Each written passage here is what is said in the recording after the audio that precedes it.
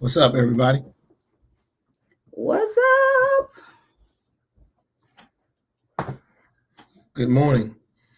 Welcome to today's Midday Motivation. Some kid in the background is doing crazy Go stuff. away.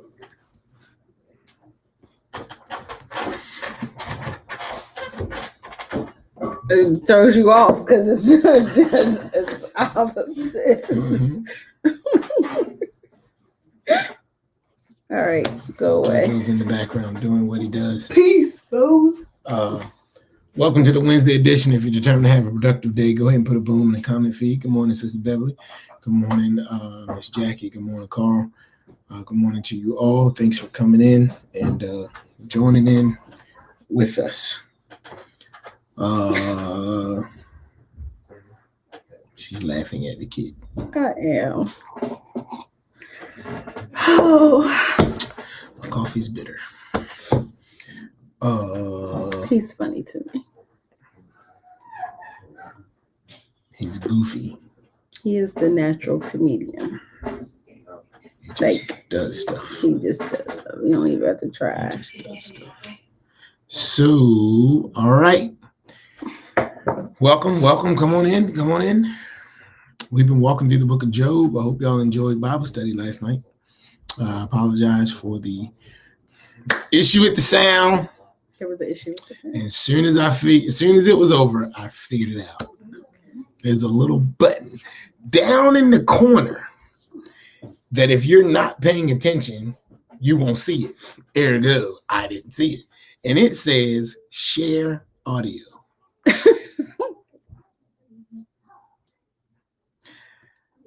I almost gave you the finger. Right now. That's 5. Oh, it wasn't them 5. What were you going to tell me? Jesus is number 1? Nope. That's what you do. When somebody gives you the finger, you just say, that's right. Jesus is number 1. Gotta be a special lady. That feels good, actually. And a very exciting girl. So, I figured that out. So I'm gonna replay that, I think, one day. Or maybe even I'll just show it one afternoon or something. Just share it live. Just that video. You guys can see it. Man, that thing messed me up. There's Josh. Can I ask y'all a question? Bless you. God bless you. Can you get out the camera? Oh. Take your hood off. Lean in real close. Do your teenagers wear hoods and hats when they're at the house? Oh, man. Well? I don't even know why you would see that. I just don't understand. And like, you ought to get tired of hearing me say, take it off. Like it's a thing. You're old now. You don't understand. Yo. I'm old too. I'm older than you. It's a different generation. That's why it's such a struggle to get our young people to dress accordingly. That's why it's a struggle when we say, no, you can't go into the store with a hood on. And there's pushback. That's why, because for them, it's what we do. But for us, we know it'll get you killed with a T. Comes with age. It means you're maturing. No, man. It's like you're a dad. I know. We're old. Manners. It's a different generation. Like you don't wear a hat inside. It's a different generation. Okay. All right. You still don't. But because generationally. That's my point. And so when I say it, it's like. That's because generationally it's a norm. My hood. That's like you wearing jeans to church. Generationally, it's a norm. But there are some people that you better put on your suit. I bet you some folk right now on this thing right there. Sunday go to meeting clothes. That's right. And that's what they for. You give God your best. You don't be coming in no jeans. But what if my best is my jeans? But it's not. So don't even try it. It's just a testimony of the generational. Come on, thank you. Check him. Come on, Pastor. Like, don't be acting like that. Come on, let's go to Job before I get myself in trouble this morning with the pastor. Job, chapter 19. Oh, Job. Good old Job. Are we on chapter 19? Yes, ma'am. That's right. We skipped around. Chapter 19.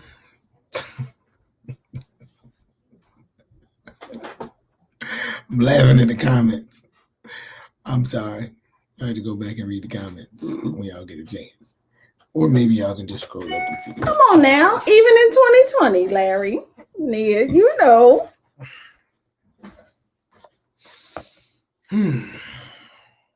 So, Job is still hearing from his friends in the midst of his infirmity that has been inflicted upon him, by Satan, not by God, by Satan. Okay.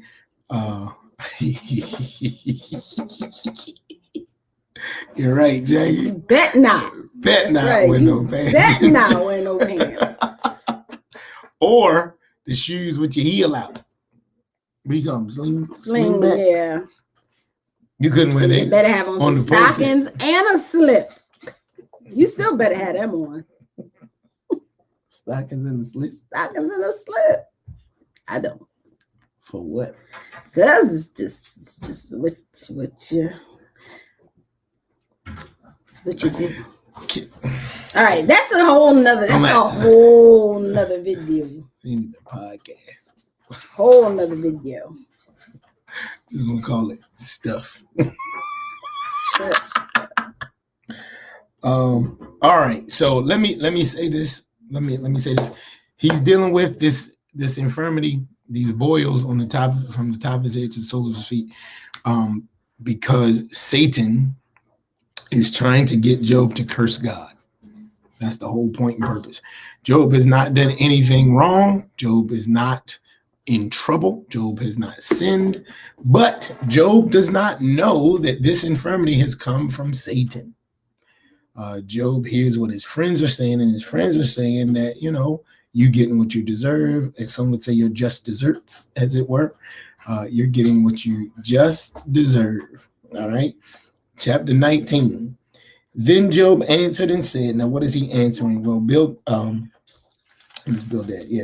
says in chapter 18, verse 20, those in the west are astonished at his day, as those in the east are frightened. Surely such are the dwellings of the wicked, and this is the place of him who does not know God. And so his indictment on Job is, you are dealing with Jackie, you are funny. You are dealing with this, Job, because you don't know God. And if you know God, you don't know him well enough, because you are sinning.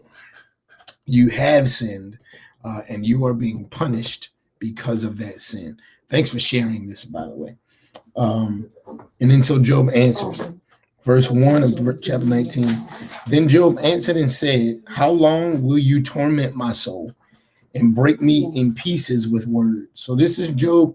Watch what Job says. Then 10 times you have reproached me. These 10 times you have reproached me. You are not ashamed that you have wronged me.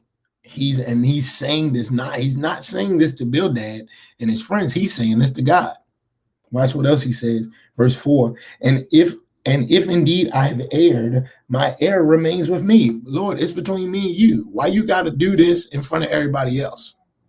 If I did wrong, it's between me and you, Lord. If indeed, verse 5, you exalt yourselves against me and plead my disgrace against me, know then that God has wronged me and has surrounded me with his net. This is where Job is. Now Job is saying, God, why are you doing this to me? I ain't done nothing wrong. Verse 7, if I cry out concerning wrong, I'm not heard. If I cry aloud, there is no justice. He has fenced up my way so that I cannot pass. Slide down to verse 11. He has also kindled, watch this, his wrath against me, and he counts me as one of his enemies. Job now thinks that God thinks he is his enemy. Job is in a terrible place. Now he's going away from, he's starting to go down this road of saying, you know what, God, you don't like me anymore.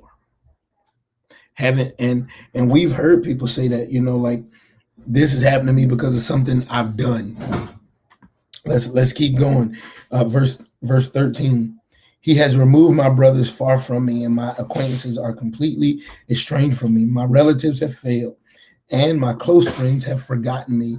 Those who dwell in my house and my maidservants count me as a stranger. I am an alien in their sight. Look down at verse 20.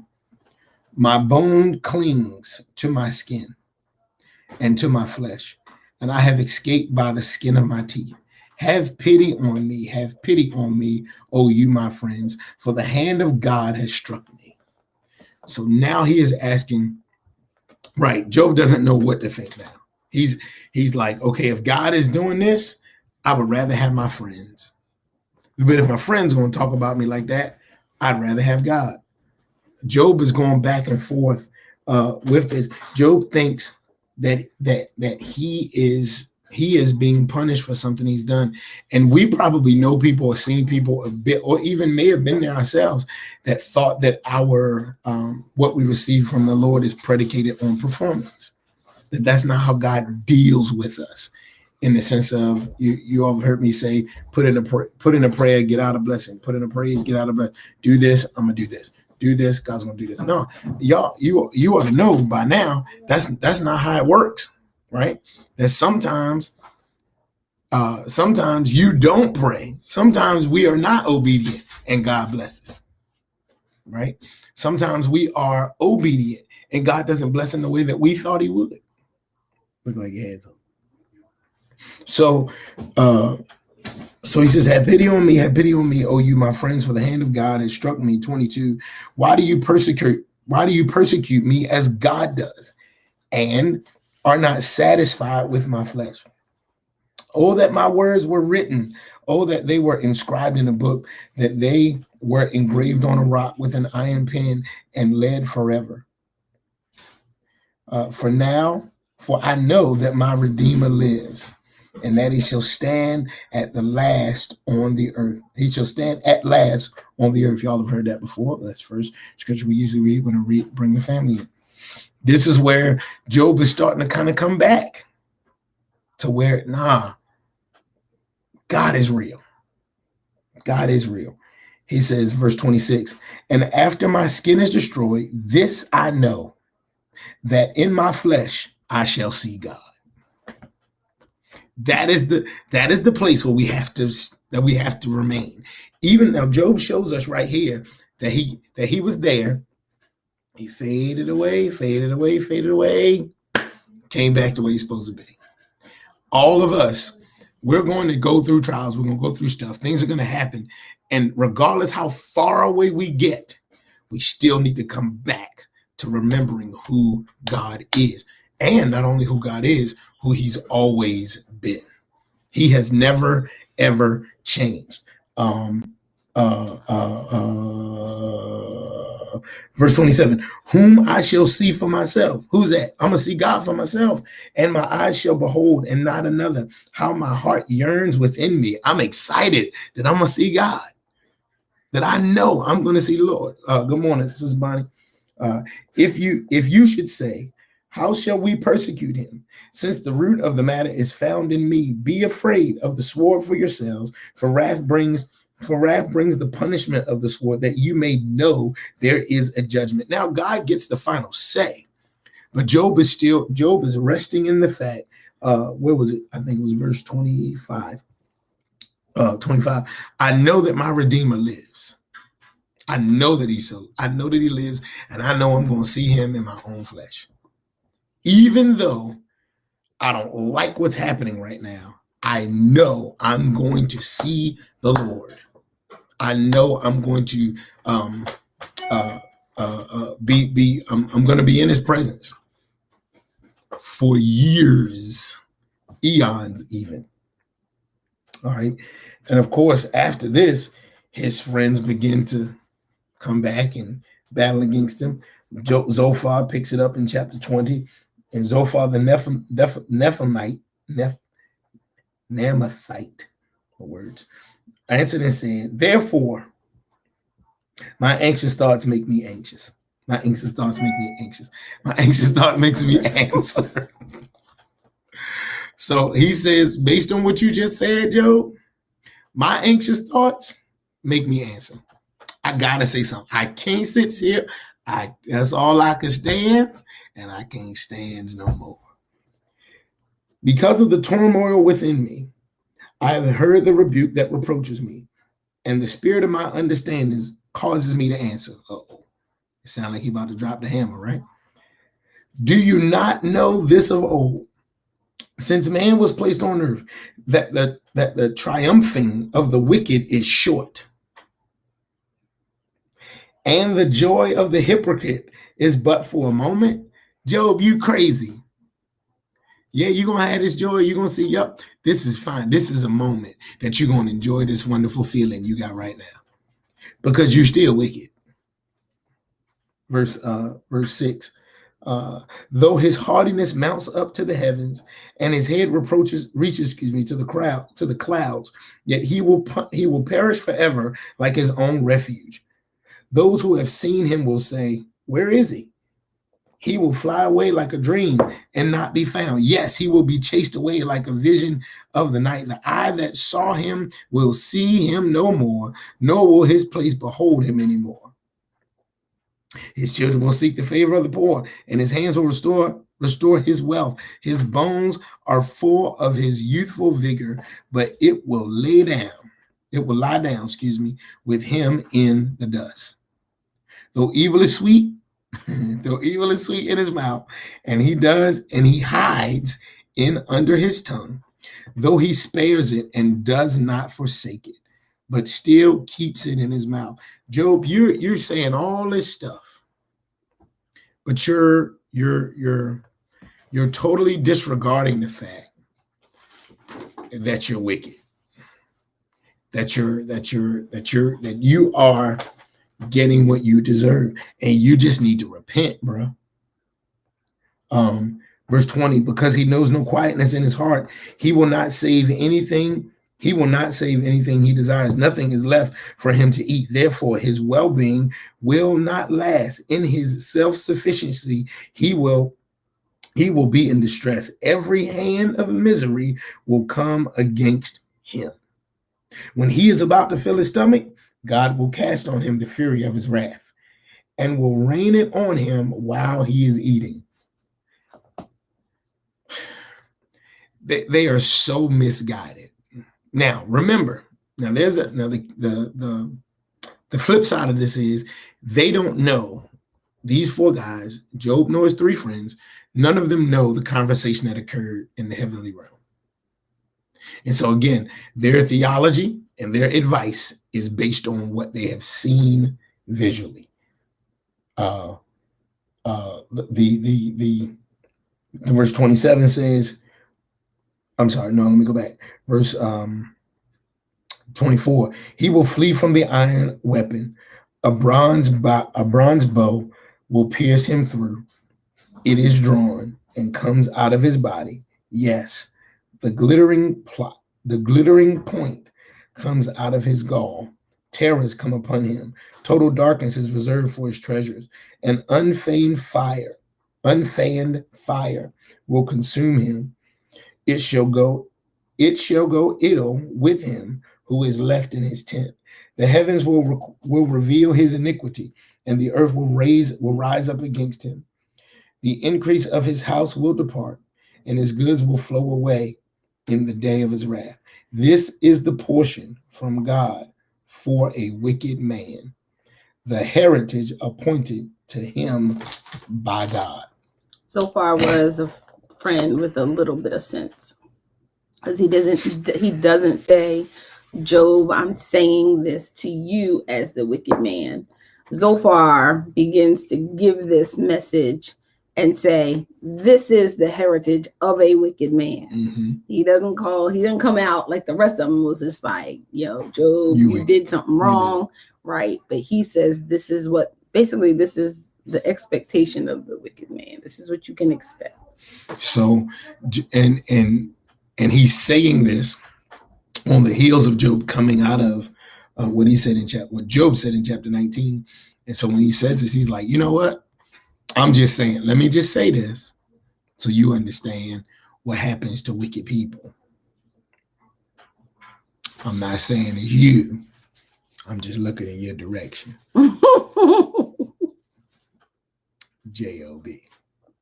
Just saying. And so when Job comes back, Job responds. He gives his discourse on the wicked in chapter 21, which we won't go to today. And we're out of time. We also won't be back tomorrow. Okay.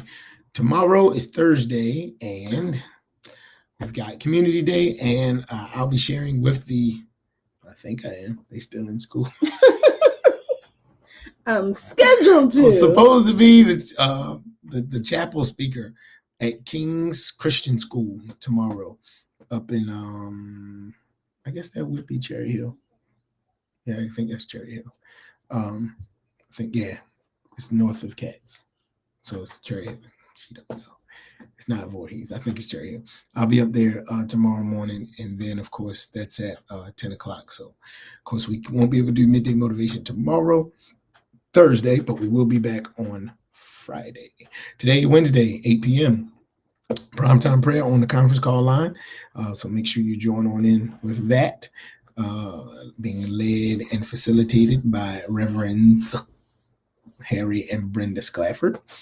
So appreciative for you guys taking care of that. And there was something else.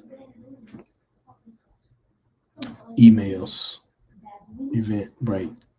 Yes, they're going to go out this evening. We've been praying, really been praying, because our goal is to keep each other safe, to love you enough to keep us safe. So it is still on. We are going, Covenant Keepers are doing a hayfire bond ride. Hey! A hayride bonfire, Covenant Keepers. So you will get that bond ride. So you'll get your Evite tonight. It is social. Hey, Miss Huff. Come on, y'all. Everybody say good morning, Miss Huff. Hey, good morning, Miss Huff. Say good morning, Miss Huff. Good morning, Marva here. Oh, okay, great. Hey, Miss Huff. Hey, Miss Huff. I remember when I met you, Miss Huff. Yes. That was so funny. That was a great day. I forgot what I was saying. Oh, just look alive for the email tonight. It is socially distanced, but we are still close enough that we can enjoy each other's company around the bonfire. Maybe have some cider, some hot chocolate, a lot of laughs. So come ready. What we need a minimum, right? It's a minimum of 20 people, so we need 10 couples. Invite some friends to come with you, and that's gonna be it. We have a good time. Yep. So, like I said, we won't be here tomorrow, but we'll be back on Friday for two things. Friday, 11 a.m. Eastern Standard Time, Midday Motivation, and 5 p.m. Fellowship Fun Friday. Cue the dance. I'm not gonna do it.